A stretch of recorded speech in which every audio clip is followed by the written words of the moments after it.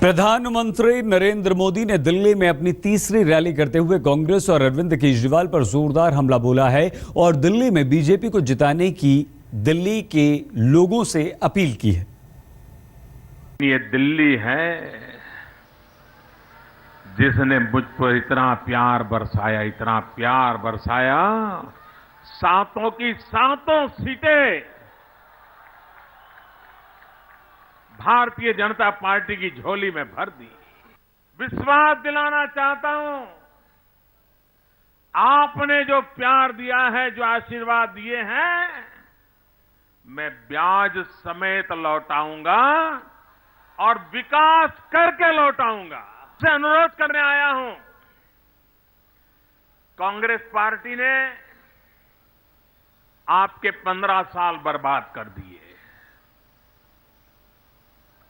वो बड़ी पार्टी थी, पुरानी पार्टी थी, तो उसकी बर्बाद करने की ताकत भी जरा ज्यादा थी। तो उसने 15 साल तक वो काम किया, फिर दूसरे टेम्पररी आए,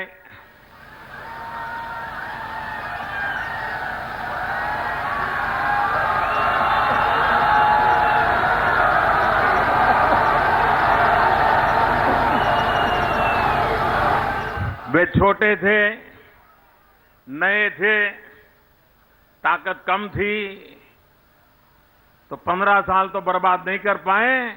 1 साल आपका तबाह कर दिया इन लोगों ने। और कुछ लोग मेहरबानी करके मुझे गरीबी के पाठ न पढ़ाए। गरीबी क्या होती है वो हमने जन्म से देखी है दोस्तों। गरीबाई में कैसे जीना पड़ता है ये मुझे बाहर कहीं जाकर के सीखने की जरूरत नहीं है। और इसलिए परमात्मा ने जो मुझे अवसर दिया है, वो अवसर मेरे लिए गरीबों की सेवा करने का अवसर है, गरीबों का कल्याण करने का अवसर है। आम आदमी पार्टी को दिए गए मोटे चंदे पर बवाल बढ़ता जा रहा है। आज आवाम संगठन ने चंदा लिए जाने के सबूत पेश करते हुए अरविंद केजरीवाल को 48 घंटों का अल्टीमेटम दिया है, जबकि आम आदमी पार्टी का कहना है कि कंपनियों की बीजेपी से मिलीभगत है। आम आदमी पार्टी पर फर्जी कंपनियों से चंदा लेने के आरोप लगाने वाला संगठन आवाम आज ज्यादा संगठित तरीके से आरोप के सबूत लेकर आया। आवाम का आरोप है कि चारों कंपनियों का काम ही काले धन को सफेद करना है। आवाम ने प्रेस कॉन्फ्रेंस में इन कंपनियों को मिले 2 करोड़ रुपए के चेक को दिखाते हुए दावा किया कि ये कंपनियां नगद लेकर उतनी रकम का चेक देने का धंधा करती हैं और बदले में अपना कमीशन लेती हैं। हमने जिनको भेजा था उन्होंने उनसे बात की कि भाई मेरे पे 50 लाख रुपए पड़े हैं कैश में, मैं उसे वाइट करना चाहता हूँ। तो मैंने कहा ठीक है, इसकी फीस लगती है, फीस दे दो और चेक ले लो, पर फीस अभी नहीं देनी, आप चेक ले जाओ। हम डेट भी नहीं डाल रहे, नाम भी नहीं डाल रहे, जिस मर्जी डेट पे जिस मर्जी के नाम से जब आप इसे डालोगे एंड कैश करोगे, उस समय में 50 lakh together with our fees उस समय दे सकते। भारत माता की। आवाम ने 48 घंटे का अल्टीमेटम देते हुए केजरीवाल से जवाब मांगा है।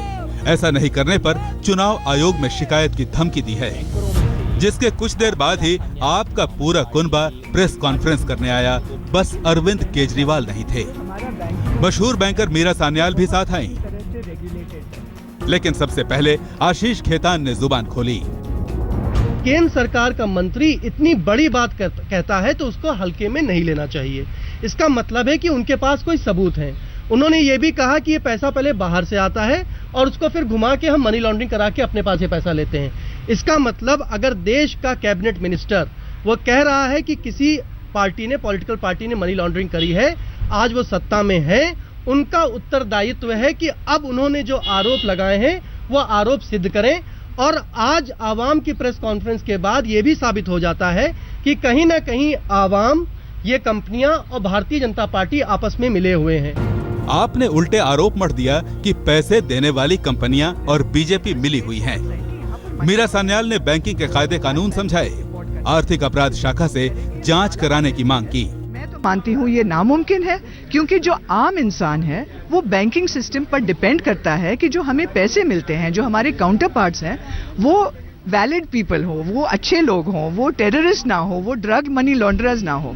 तो ये जो कह रहे हैं ये बैंकिंग सिस्टम का उल्लंघन है। मैं तो यकीन नहीं करती ये हो सकता है। इससे पहले अरविंद केजरीवाल ने कहा था कि तीनों पार्टियों की फंडिंग की जांच के लिए वो सुप्रीम कोर्ट जाएंगे। बीजेपी ने तल्खी से कहा कि जो सवाल पूछा गया है उसका जवाब दे आप। जांच एजेंसी सुझाने की जरूरत नहीं है। Chor cannot decide who should come and investigate him. I'm sorry to be so harsh, but it is that serious a mamla.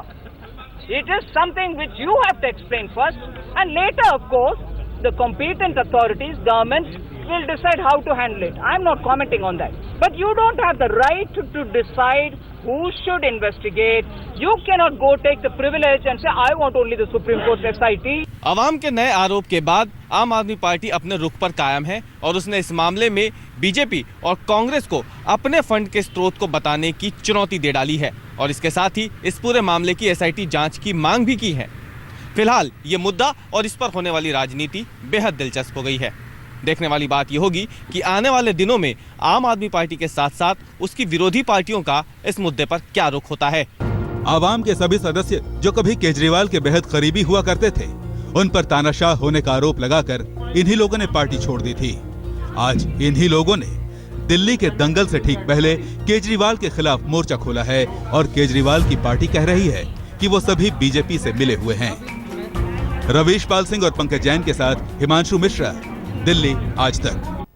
BJP ने आज अपना विजन डॉक्यूमेंट जारी करते हुए दिल्ली के विकास की योजनाओं का खुलासा किया और दिल्ली प्रदेश अध्यक्ष सतीश उपाध्याय से हमारे सहयोगी राहुल कंवल ने इस बारे में बातचीत की।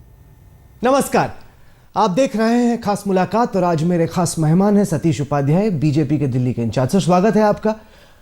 बहुत वक्त लग गया आपका विजन स्टेटमेंट आते आते। इतना कंफ्यूजन क्यों था पार्टी में कि विजन स्टेटमेंट आएगा, मैनिफेस्टो? अब तो 3-4 दिन बचे इलेक्शंस के। मुझे लगता है कि आपको लगता है मुझसे पहले भी परसों बाकी दलों का भी आया है और इसलिए पिछले जितने भी चुनाव आप देखेंगे, विजन डॉक्यूमेंट या घोषणा पत्र, आज 3 तारीख है और 7 तारीख को चुनाव है।